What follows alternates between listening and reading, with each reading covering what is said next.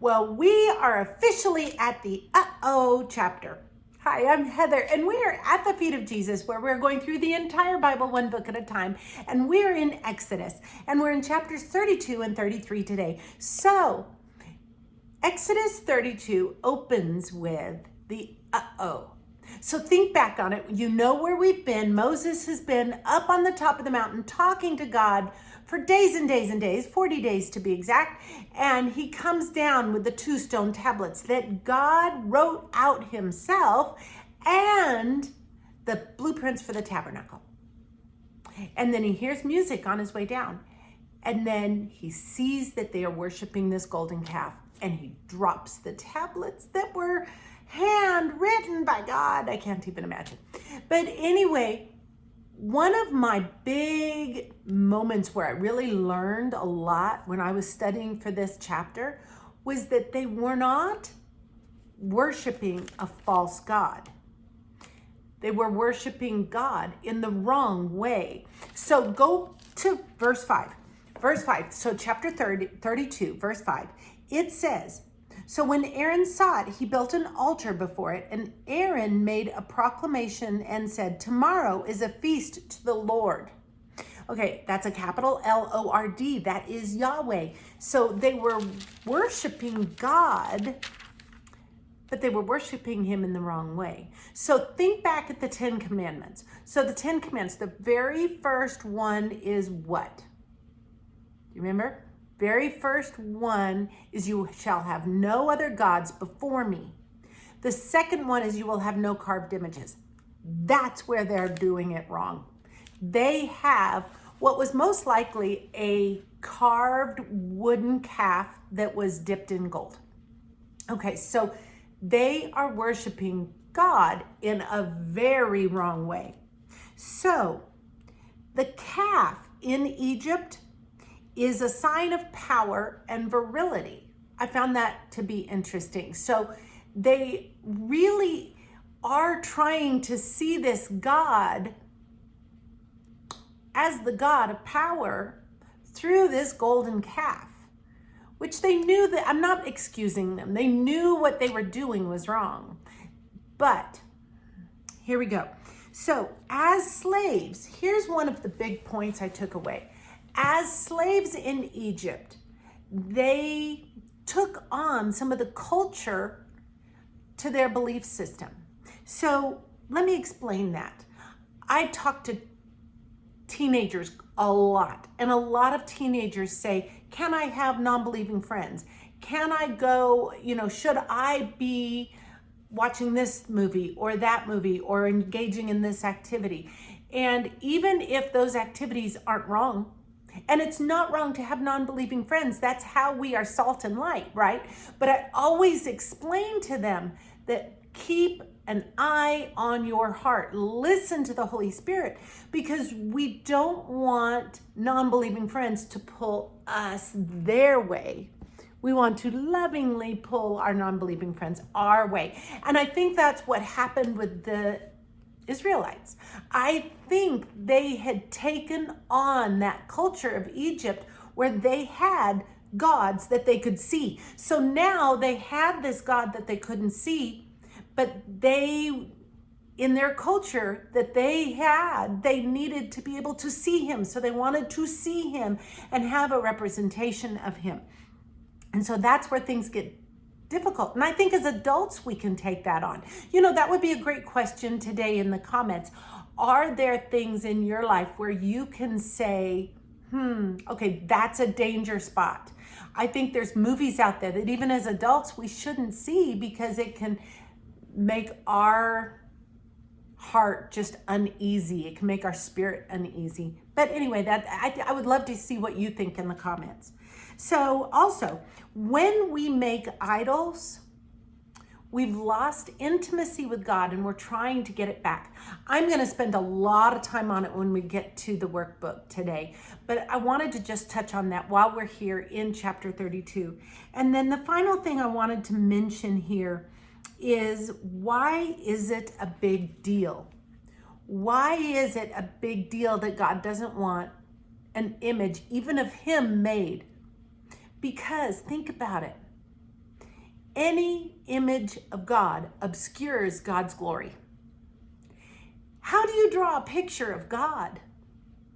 So I'm not talking a representation of Jesus Christ, because he did come down as a human, so we can make visual human pictures of God the Son. But God, how do we ever try to put that in an image? We can't. I don't even try to put that into an image in my heart, because it's just nearly impossible to do. Well, maybe totally impossible to do. So in their enthusiasm and in their loss of intimacy, trying to gain intimacy with God and building this calf, they obscured God's glory to a golden calf. That's just so wrong. So before we go on, we have to talk about what an idol is. And I know most of us have heard this so many times, but an idol is anything that takes the place of God. And I'm just going to spend just a half a second on that. In our lives today, all over the world, that can mean a lot of different things. That can mean money. That can look like entertainment. That can look like relationships. I've known quite a few husbands and wives in my ministry, my marriage ministry, where one or the other made their spouse an idol. And so when that spouse did something wrong, because we're human, we're going to do something wrong, then it was crushing to that person because they had made them their idol. So again, we're going to talk a little bit more about that when we get to the workbook. So verse 14, I want to talk about for a minute. Verse 14 says, let me read it. So the Lord relented from the harm which he said he would do to his people. So he was like, okay, Moses, these people are yours. Let's just stop and let me rain fire on these people, and then I will populate the world, and my people will be your descendants. In other words, okay, we're going to take it from Abraham's descendants to yours, Moses. And Moses goes, no, please listen to me. And so it says in verse 14 that God relented. So here we go with a very theological word. Are you ready? So that relenting, so in the King James Version, relenting, that's in my version is New King James, but in the King James Version, it is actually repenting.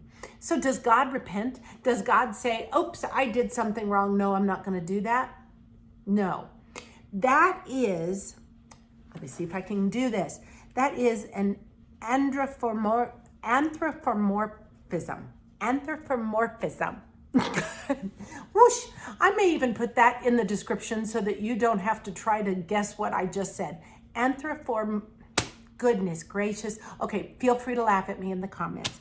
But anyway, that is a very fancy and very long word for a divine activity expressed in human language. So God isn't going to do anything that contradicts his character. God is perfect. He is omniscient, so he knows what's going to happen. He's omnipotent and he is omnipresent. So he is not going to violate his omniscience. He is not going to say, well, I knew that was going to be wrong, but I just decided that I would do it anyway, and then I'll make it. No. So God is perfect. He's not going to make a mistake. So that's him saying, okay, I am going to do this thing with these people. And I think it was this conversation that he wanted to have with Moses. And so it was a human language type of term that he was using. So let's go now to, before we head to chapter 33, we have to stop at chapter 32. So chapter 32 is just God's sense of humor. So I love this verse, and I'm sitting here thinking of Luke McKinnon, my pastor, who loves to tell this story, and he tells it quite funny, and I'm going to not tell it near as funny as he does, but you have to kind of picture the scene. So Moses is coming down. He's already gotten mad. The stone tablets are dropped on the floor. And Moses is saying, what in the world are you doing, Aaron, with this golden calf? And so then you have verse 24. And I said to them, so this is Aaron talking, whoever has any gold, let them break it off. So they, the Israelites, they gave it to me, and I cast it into the fire, and out popped a calf. Out popped a calf. Yeah, I just think that's hilarious. And again, my little pastor does that story a lot more funny than me. Okay, so now we have chapter 33. In chapter 33, we have the Israelites actually being remorseful for what they just did. And that is appropriate response to sin. So that is in verse 4. So in verse 4, it says, when the people heard this bad news, they mourned, and no one put on his ornaments. So they mourned. They mourned the loss of the intimacy that they were wanting, and they realized that maybe they weren't going to get like they could have, Okay, so we have then verse 7. So verse 7 says, Moses took his tent and pitched it outside the camp, far from the camp, and called it the tabernacle of meeting. This is not to be confused with the tabernacle that we've been talking about, because those are just in the blueprint stage. Moses just brought it down in its blueprint. So not the same tabernacle. This is just a place where Moses would talk to God. And verse 11, one thing that I wanted to mention about verse 7, it says that this tabernacle of meeting, which was outside the camp. There's some speculation, it's like, why was it outside the camp? There's some speculation that because of the calf, the camp was defiled, and so the tabernacle of meeting was outside the camp. So verse 11, I love this, and I think it's such a precious verse. In fact, when we get to the workbook, this verse is my individual verse that stood out this time. It says, so the Lord spoke to Moses face to face, as a man speaks to his friend. He would not return to the camp, but his servant Joshua, the son of Nun, a young man, did not depart from the tabernacle. So this just means that Moses and God talked together face to face like friends. Now, he still couldn't see him, but they talked like friends, which got me thinking, how do you talk to God? Now, I think I sometimes do talk to him. I think sometimes I do talk to him like a friend. This is another comments question, if you think about it.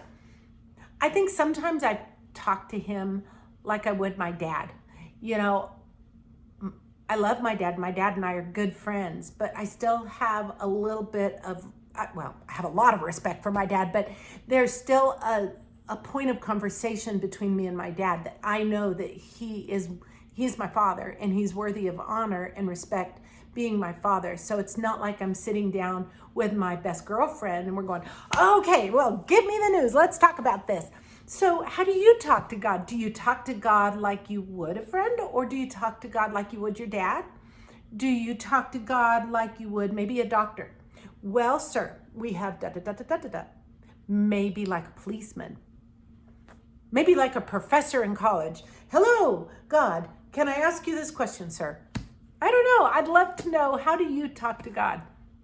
So the last thing I'm going to mention, because our study verse is right here, and I have some notes on our study verse, but I'm going to let them be in the workbook. So my last verse that we're going to highlight here is verse 14. And verse 14 says, and he said, my presence will go with you, and I will give you rest. I love that, because you know what that you is? It's singular. That you is meant for Moses. God knew. God knew what Moses had dealt with. God knew what Moses was going to deal with. God knew the frustration that was in Moses' heart with the people, and the heart that Moses had for the people. And God wanted to give Moses rest. Has he given you rest lately? I guess I have a lot of questions for you today, but I do believe that there are times when God has just said, Heather, you don't have to do it all. Just sit down and just talk to me. Just rest. Love it, love it, love it, love it, love it. So what does rest in that God gives to you, what does it look like? I'd love to know. So we're going to get our workbook out. And yay, I'm so excited. I just hit send on the publishing for our next book. And I cannot wait to tell you, our next book is going to be a whopper.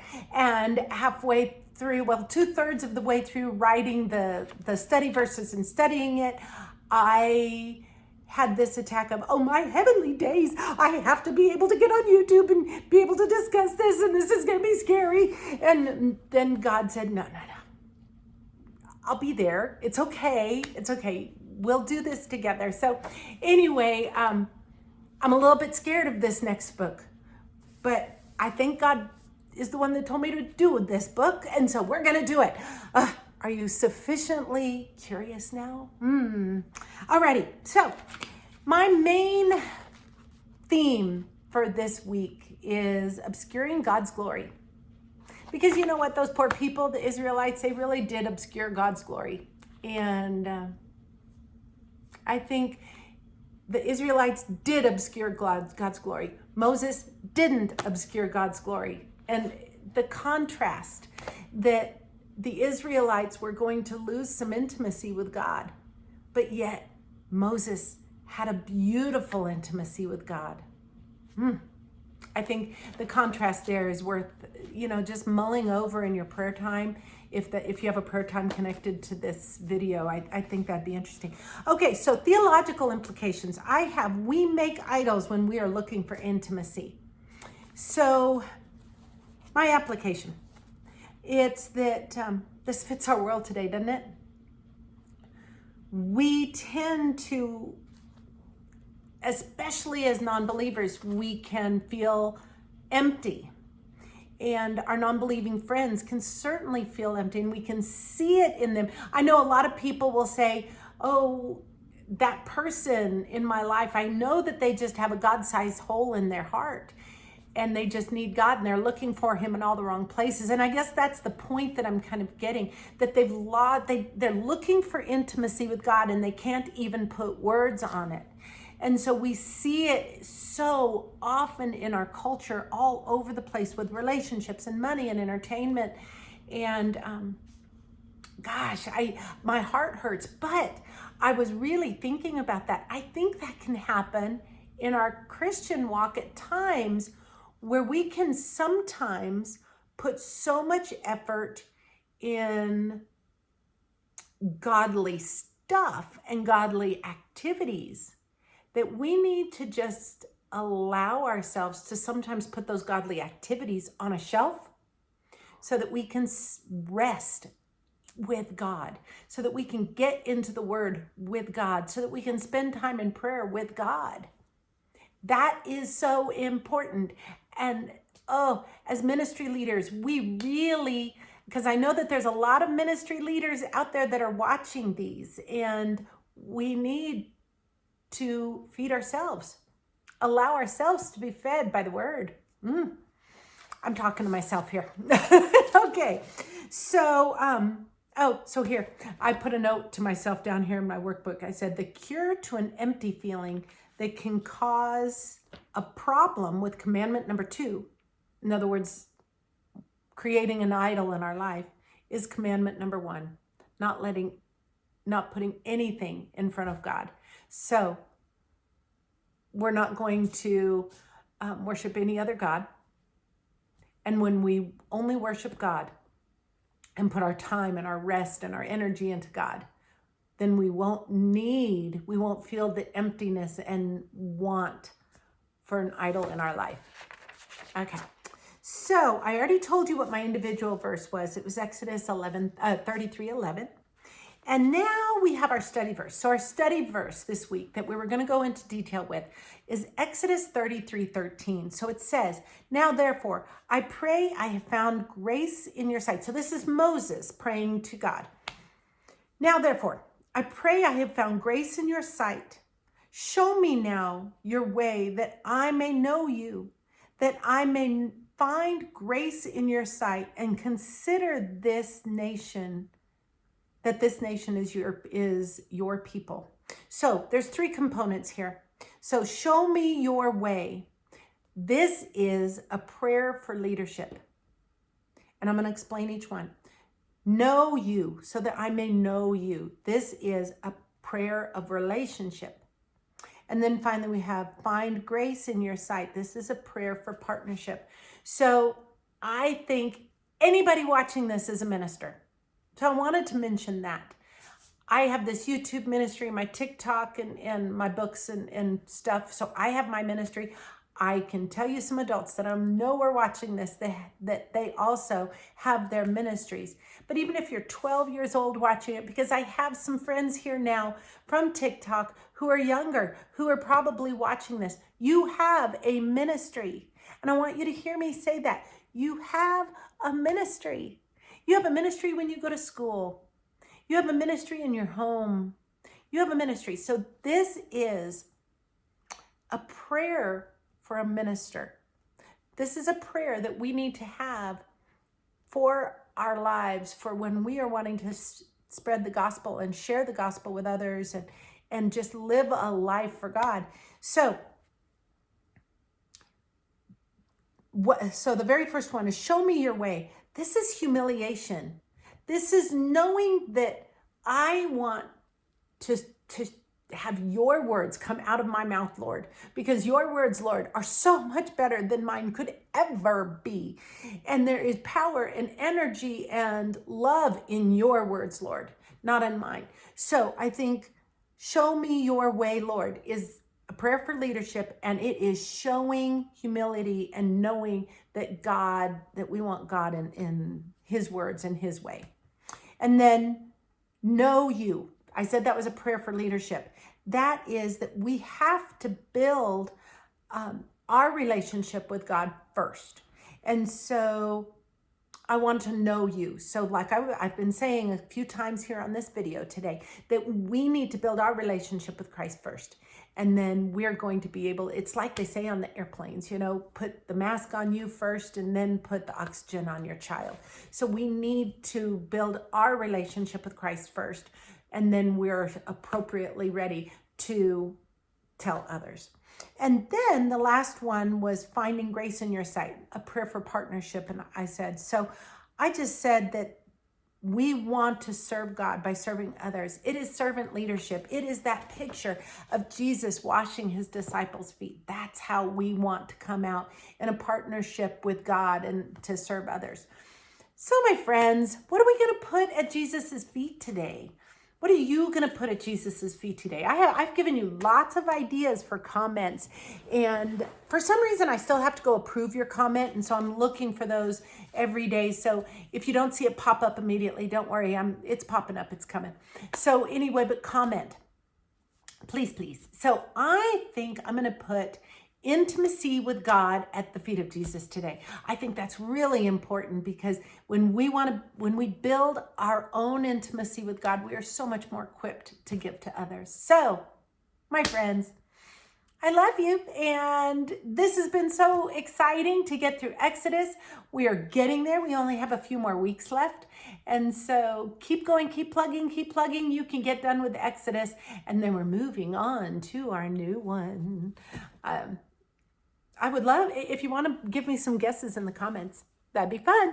So anyway, my friends, God's got this. I love ya. Mwah.